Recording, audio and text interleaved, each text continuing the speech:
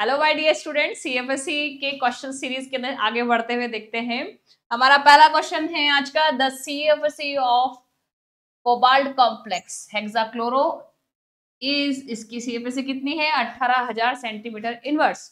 ठीक है, फिर बोल रहा है कि टेट्राहेड्रल फॉर दिस कॉम्प्लेक्स, मतलब आप कितना अच्छा क्वेश्चन है, ये ऑलरेडी काउंट करके दे रहा है कि सीएफएससी एनर्जी को, लेकिन बात क्या कर रहा है कि कोबाल्ट एक ही मेटल है, ये एक हेक्सा कॉम्प्लेक्स में, मतलब क्लोरीन के साथ में -4, और दूसरा क्या है अपना कोबाल्ट है, और वही लिगेंड है, और क्या पूछ रहा है? -2। ठीक है, यहां ध्यान देने जो की बात क्या है बेटा कि यहाँ पे ये ऑक्टाहेड्रल कॉम्प्लेक्स है और यहाँ पे ये टेट्राहेड्रल कॉम्प्लेक्स है। ए की सीएफएससी कितनी दी हुई है? 18,000 सेंटीमीटर इनवर्स, और ये बोल रहा है फाइंड आउट दिस वन। जिसने पूरी क्लास में पढ़ा है और उसके अंदर ये आपको पता है, इसका एक डायरेक्ट फॉर्मूला होता है। तो डायरेक्ट फॉर्मूला क्या होता है? Tetrahedral, CFSC of tetrahedral is equal to 4/9 multiply by octahedral. इसमें पुट करना है और अपना आंसर आ जाएगा। देखो कितनी है, फाइंड आउट किसकी करनी है अपन को? ये वाला इज इक्वल टू 4/9 इंटू कितना हो जाएगा?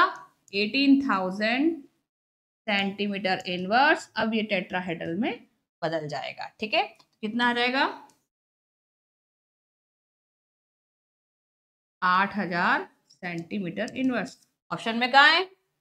ये रहा दिस वन आंसर। ठीक है, बहुत सिंपल क्वेश्चन है, उतार लीजिए इसको। स्क्रीनशॉट लेना है तो स्क्रीनशॉट ले लीजिए। ऐसे क्वेश्चन डायरेक्ट क्वेश्चन आते हैं और हर बार क्वेश्चन आते हैं।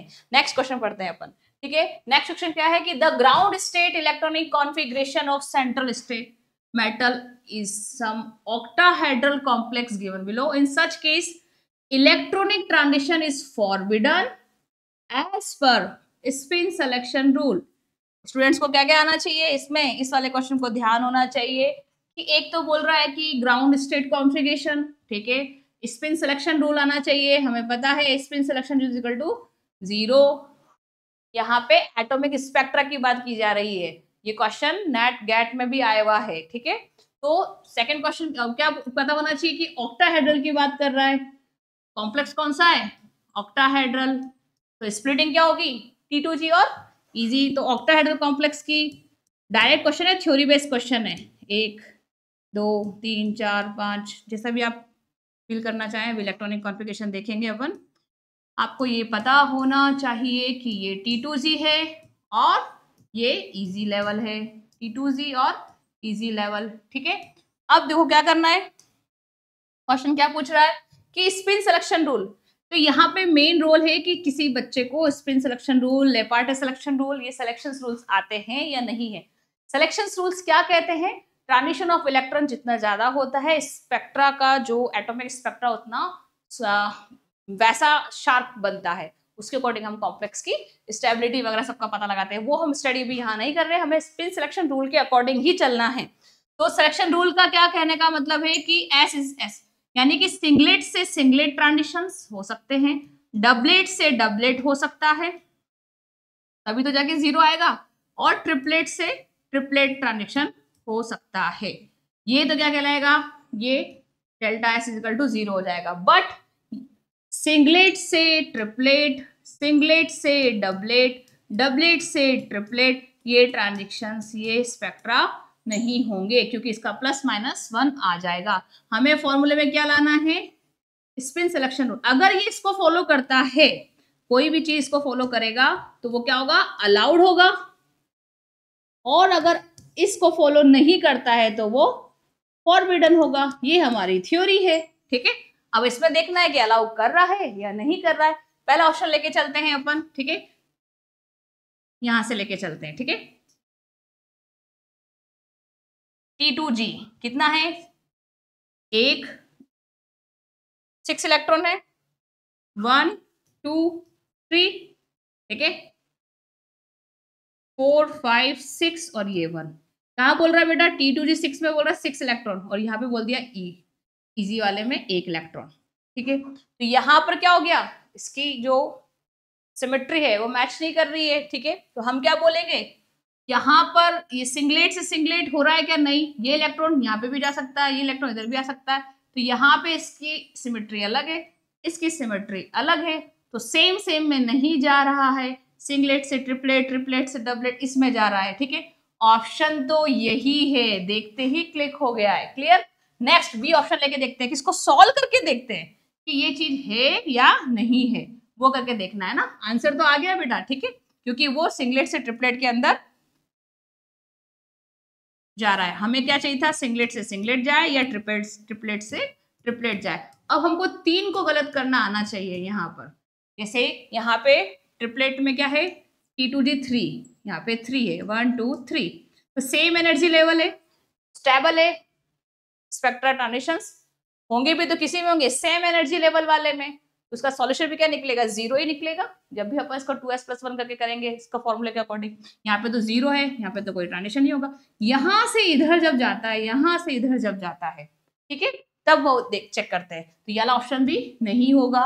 यहाँ इसकी बात करते हैं, इस वाले ऑप्शन की क्या बात कर रहे हैं? देखो यहाँ पे हमने हमारा आंसर तो कर दिया है फर्स्ट ऑप्शन में ही, लेकिन जो बाकी के 3 जो ऑप्शन है उसको क्रॉस करना आना चाहिए।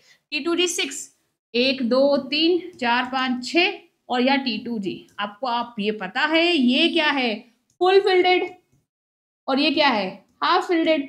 ये तो मोर स्टेबल है, तो होगा ही नहीं, ये ऑप्शन भी हमारा क्रॉस हो गया। ठीक है, होगा भी तब भी क्या होगा? इधर से इधर इलेक्ट्रॉन जाएगा, इधर से इलेक्ट्रॉन जाएगा, तो सिमेट्री मेंटेन रहेगी। नेक्स्ट, अब इसको देख के चलते हैं अपन। दूसरा वाला क्वेश्चन, लास्ट ऑप्शन क्या आ रहा है अपना? जब ये स्प्लिट होंगे, यहाँ पे होगा 1 2 3 4 5 6 और 1 2 3 और ये आ गया। क्लियर?